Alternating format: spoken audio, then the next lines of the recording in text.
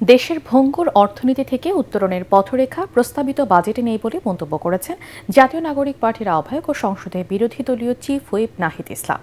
সরকার রাজনৈতিক প্রতিহিংসা থেকে এনসিপি, জামায়াত ও 11 দলকে কোণঠাসা করার চেষ্টা করছে বলে অভিযোগ করেন তিনি।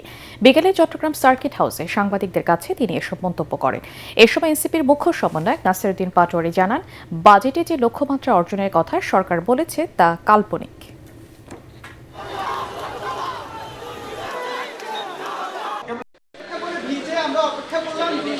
অর্থমন্ত্রীর পুরো বক্তব্যে আপনারা কিন্তু পাবেন না যে কিভাবে যে ঋণ খেলাপিদের টাকা তারা ফেরত নিবে, পাবেন না যে লুটেরা যারা গোষ্ঠী ছিল আওয়ামী আমলের সেই টাকা কিভাবে তারা আদায় করবে, তাদের বিচার কিভাবে নিশ্চিত করবে, পাচারকৃত টাকা কিভাবে তারা আনবে। এসালাম সহ এই বড় বড় যারা মাফিয়া অলিগার্ক রয়েছে, ফ্যাসিবাদের দ্বারা পুষ্ট হয়ে যারা জনগণের টাকা লুট করেছে, এখন বিদেশে আছে, বিদেশে টাকা পাচার করছে, তাদেরকে কিভাবে বিচারের আওতায় আনবে সেই ধরনের কোনো বক্তব্য কিন্তু আমরা পাইনি।